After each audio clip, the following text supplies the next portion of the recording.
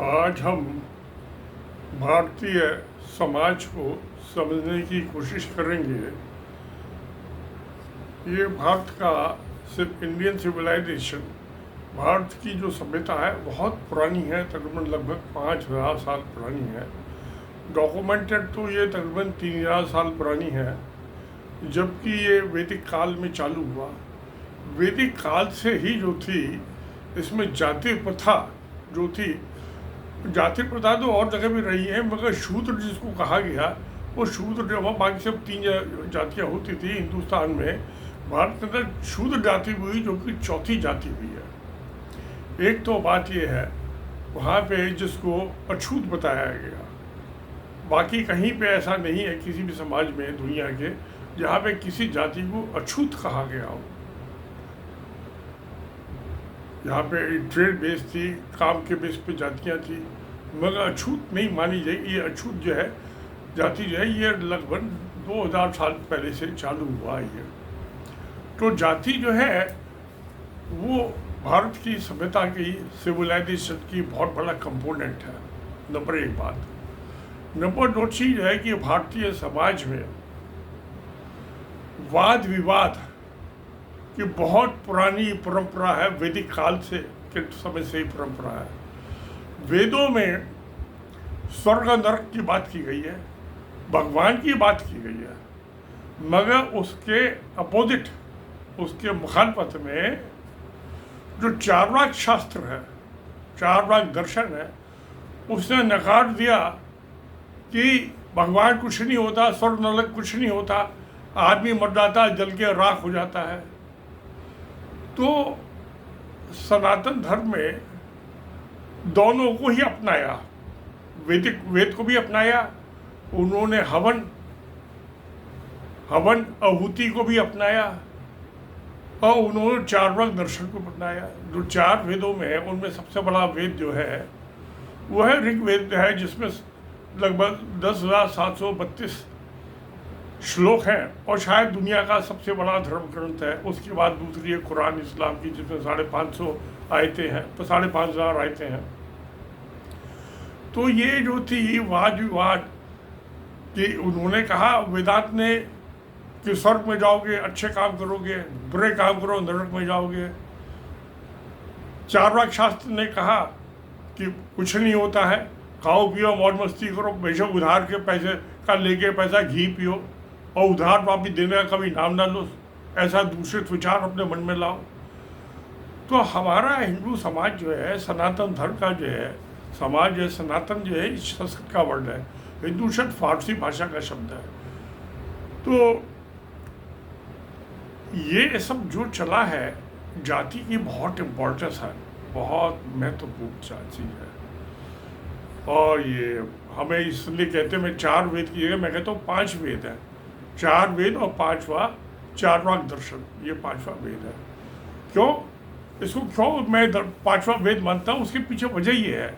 एक दुकानदार जो है अपनी दुकान में भगवान की फोटो लगाता है, मूर्ति लगाता है, सुबह आके उसकी पूजा करता है, पूजा अर्चना करता है, धूप बत्ती जलाता है, अगरबत्ती जलाता है, हाथ जोड़ता है, कुछ दान पुण्य भी करता है।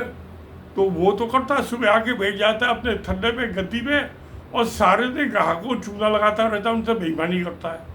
वो चार्वाक शास्त्र के मुताबिक करता है। तो वेदांत के मुताबिक तो जो है वो पूजा अर्चना करता है, और चार्वाक शास्त्र के मुताबिक जो है वो चूना लगाता है, सारे दिन अपने ग्राहकों को बेईमानी करता है, उनसे चीटिंग करता है।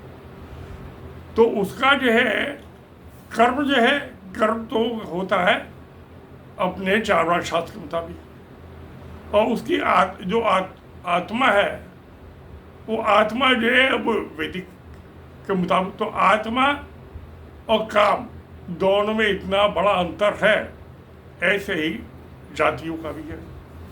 और ऐसी कोई नई बात नहीं है, ये जातियों को लेके बहुत सी लड़ाइयाँ लड़ी हैं आपस में जातियों ने।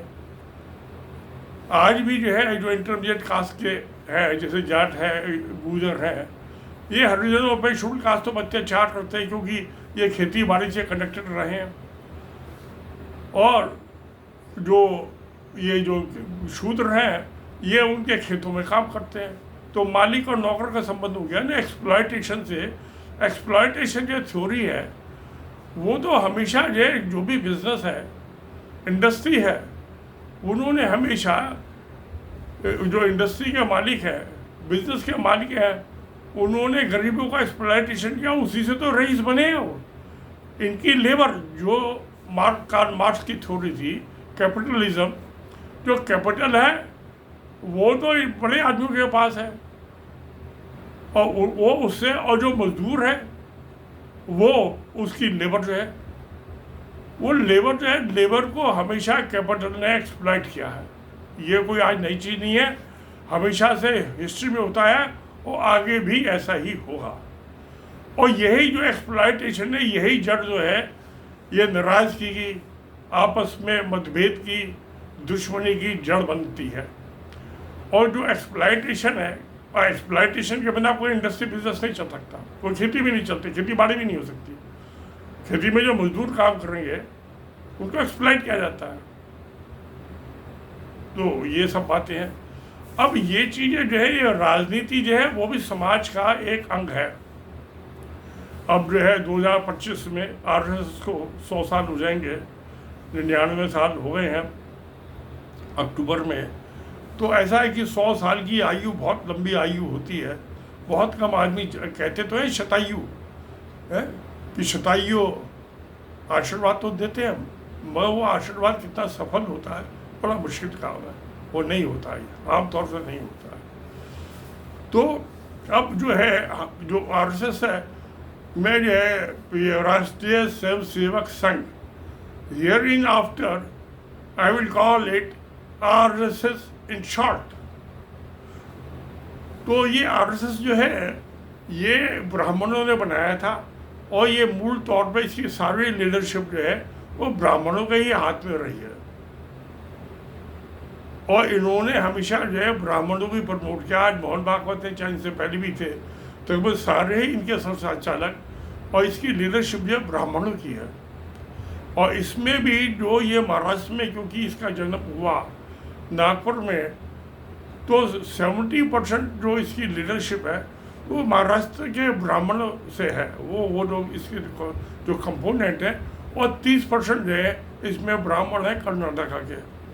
इन 2 स्टेट के, बाकी स्टेट्स के ब्राह्मणों को इसकी लीडरशिप में कोई जगह नहीं मिली है। और मेरे जो ये असेसमेंट है ये उस पर बेस्ड है। एक दीनदयाल उपाध्याय बड़े लीडर हुए थे जनसंघ के, वो आरएसएस के भी आदमी थे, गोलवरकर के अपने प्रेमी थे, उन्होंने बीजेपी का जनसंघ का अध्यक्ष बनवाया था 2 दफ़े। पहली दफ़े बहुत बड़े इंटेलेक्चुअल थे, वो अच्छे आदमी थे, सज्जन थे। पहली दफ़े तो जो गोलवरकर कहते थे आरएसएस के सब संचालक वही करते थे, दूसरी तरफ से कुछ इंडिपेंडेंट सोचने लगे थे। तो मेरे चाचा के मुताबिक जो है, जो मेरे पिताजी को बता रहे थे कि उन्होंने, गोलवरकर ने उनकी हत्या करा दी जब वो कानपुर से मदरसा जा रहे थे, और 2 स्वयंसेवकों ने आरएसएस के उनका गला दबा के उनको रात को चलती ट्रेन से फेंक दिया था। उसके बाद मेरे चाचा जो थे, उनका मेरठ में विजयनगर में जो था अपनी 500 गज की कोठी उन्होंने आरएसएस को दी हुई थी, जिसमें आरएसएस का नीचे ऑफिस होता था, ऊपर स्वयंसेवक जो आते थे उनके ठहरने की, सोने खाने पीने का व्यवस्था थी। तो और जब 48 में गांधी का मर्डर हुआ था, महात्मा गांधी का, तो गवर्नमेंट ने आरएसएस को बैन कर दिया था। मेरे चाचा की विजयनगर की कोठी में सील कर दिया था, और मेरे चाचा का भी गिरफ्तारी का वारंट इशू हुआ था जब आरएसएस से बैन खत्म हुआ 2 साल के बाद। तो मेरे बाबा, क्योंकि मेरठ के इन्फ्लुएंशियल आदमी थे, कमिश्नर ऑफिस से रिटायर हुए थे, सब उनको जानते थे, पुलिस वाले भी और एडमिनिस्ट्रेशन में भी। उन्होंने मेरे चाचा की कोठी डीसील करा दी थी, खुलवा दी थी, और मेरे चाचा का वारंट भी कैंसिल करा दिया था। तो हमारा परिवार तो संघी परिवार है।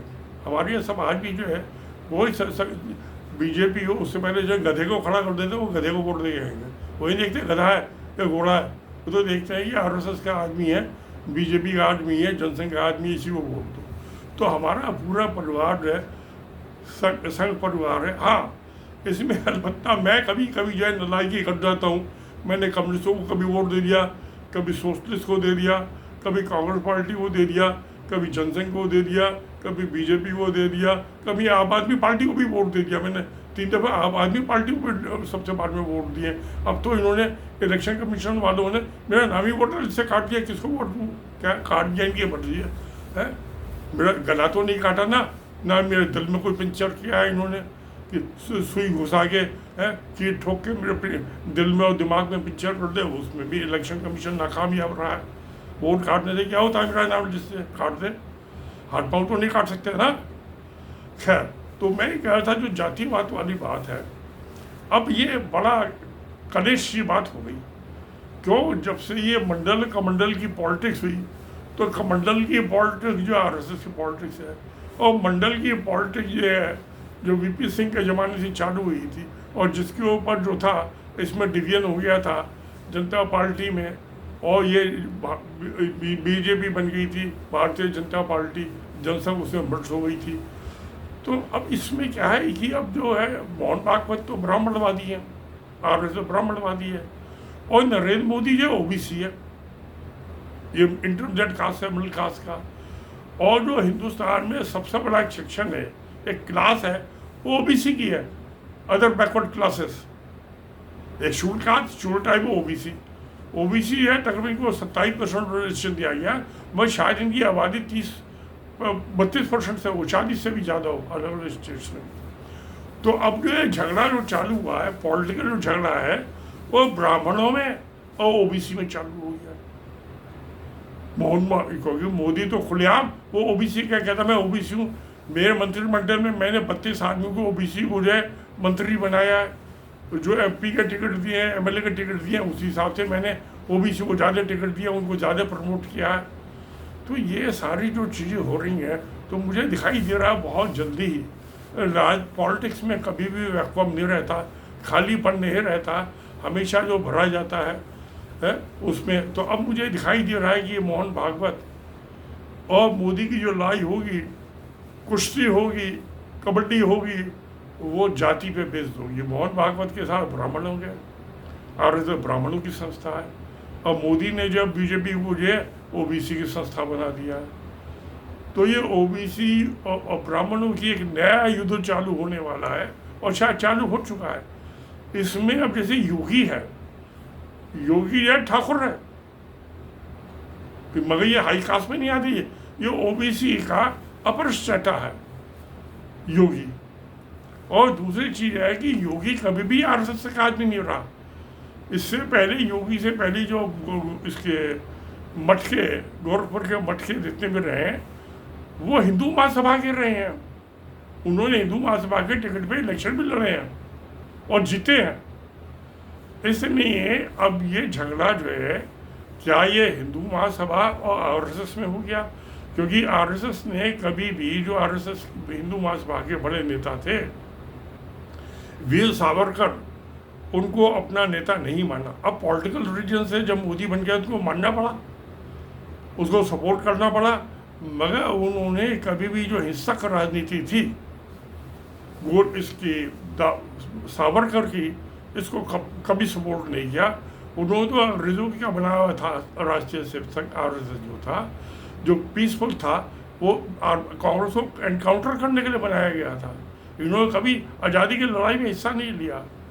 तो ये तो इन्होंने कांग्रेस को अपोज करने के लिए अंग्रेजों ने एक अपना और पिट्ठू बना दिया, एक टट्टू बना दिया, जिसका नाम आरएसएस रखा गया। अब वो तो क्या है कि इसमें तो सब अदल बदल होती है, पॉलिटिक्स में बड़ी होती है, पीसफुल भी होती है, वायलेंट भी होती है। तो मुझे दिखाई दे रहा है आरएसएस में हमेशा से कुछ बदमाश रहे, क्रिमिनल किस्म के आदमी, जो मेरे चाचा बता रहे थे। जब दीनदयाल उपाध्याय का मर्डर था, तो मेरे फादर ने पूछा, कहते हो जाना बंद कर दिया, क्या शाखा में जाते हो? तो मैं नहीं जाता। मैं क्यों? मेरे फादर जो थे MA LLB थे, कॉस्ट अकाउंटेंसी में कॉमनवेल्थ के टॉपर थे, MA इकोनॉमिक्स के यूनिवर्सिटी के टॉपर थे। तो उन्होंने कैसे अपने छोटे भाई को छोड़ना था? उन्होंने कहा भाई क्यों नहीं जाते? तो उन्होंने बताया इसमें क्रिमिनल्स आ गए हैं आरएसएस के अंदर। मैं जो था, जब मैंने 71 में नई नौकरी ज्वाइन की थी दिल्ली एडमिनिस्ट्रेशन में, वहीं बैठा हुआ था, मैंने अपने चाचा की बात सुनी। तो जब उनका भाई तुमको क्या लिया देना क्रिमिनल से? कहते नहीं, अब इसमें जो है, जब दीनदयाल उपाध्याय के मर्डर की हत्या के बाद जो थे, मेरे चाचा बड़े अपसेट हो गए थे। उनकी निभागे में दीनदयाल उपाध्याय बहुत अच्छे आदमी थे, उनके नाम पे दीनदयाल उपाध्याय भवन तो रखा, झंडे वाला में बिल्डिंग बनाई है। मगर हत्या में कराने में गोलवलकर ने जरा सी देर नहीं लगाई, सेकंड थॉट नहीं दिया, अपने ही आदमी का, अपने ही बेटे की हत्या करा दी। ये होता रहता है संसार में, बाप बेटे की हत्या करा देता है, बेटा बाप की हत्या करा देता है, ऐसे चलता रहता है। ये कोई बड़ी बात, पत्नी पति की हत्या करा देती है, पति पत्नी की हत्या करा देता है, ये सब चलता रहता है समाज में भी। और जो समाज है, पॉलिटिक्स, उसी का एक दर्पण है, एक शीशा है। तो मुझे दिखाई दे रहा है कि अब जो है ये जातिवाद का एक युद्ध चालू होने वाला है। जो था ये विश्वनाथ प्रताप सिंह जो प्रधानमंत्री बने थे, उनके टाइम में तो उसको हटा दिया गया, जनता पार्टी टूट गई।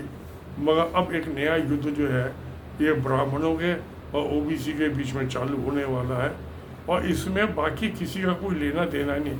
इसमें SC ST शेड्यूल कास्ट है, शेड्यूल ट्राइब जो है वो एक मूक दर्शक होंगे, शांति से तमाशा देखेंगे, वो तमाशबीन होंगे, वो मजमा देखेंगे, एंजॉय करेंगे कि कैसे ओबीसी और ब्राह्मणों में लड़ाई होती है, युद्ध होते हैं। होगा और ज़रूर होगा, 100% होगा। तो नया जो एक युद्ध होने वाला है ब्राह्मणों ओबीसी में, ब्राह्मण तो बहुत कम है, वो अकल तो है उनके पास, मन नंबर नहीं है। डेमोक्रेसी में हेड काउंट होते हैं, काबिलियत नहीं काउंट होती है। ये बात जो था सावरकर ने अपनी किताब में बहुत पहले लिखा था कि ये मुसलमानों की समस्या का हल होना चाहिए हिंदुस्तान को आज़ादी मिलने से पहले, क्योंकि ये सवाब खतरे में है। इसमें शिया सुन्नी एक साथ वोट डाल देंगे। हिंदुओं का 10,000 साल का इतिहास है, एक कास्ट में, रीजन के, लैंग्वेज के मामले में हमेशा आपस में लड़ते रहे हैं। अब जो लड़ाई है रीजन और लैंग्वेज की हट गई, अब तो जाति की लड़ाई होगी, कास्ट की लड़ाई होगी। तो कास्ट के वो लेके ये बहुत महासंग्राम, एक और युद्ध होने वाला है। शायद जो महाभारत की लड़ाई से भी, महाभारत की लड़ाई में भी जो था कास्टिज्म था, इसको लेके हुआ था।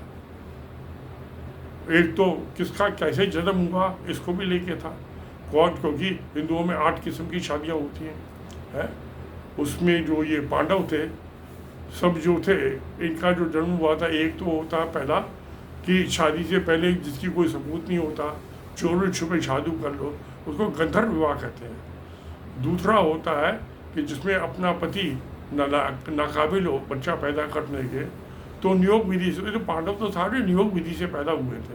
वो तो इनका बाप जो था पीलिया रोग का था, पांडु, वो बच्चे पैदा करने के काबिल नहीं था, वो तो सेक्स ही नहीं कर सकता था, वो तो यूनिट नहीं कर, और से संभोग नहीं कर सकता था अपनी पत्नी से।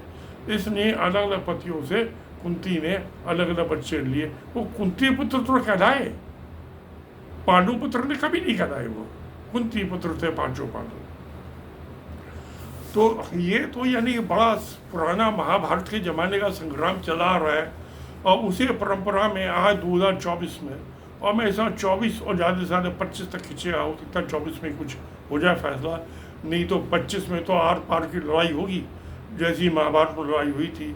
और उसकी एक तरफ के एक को लीड कर रहे होंगे नरेंद्र मोदी ओबीसी को, और दूसरी को लीड कर रहे होंगे मोहन भागवत। ये दोनों वैसे भाई हैं। मोहन भागवत के पिता ने नरेंद्र मोदी को पाला है, इनको दोनों को अपने बच्चों की तरह से पाला है, मोहन भागवत को भी और नरेंद्र मोदी को भी।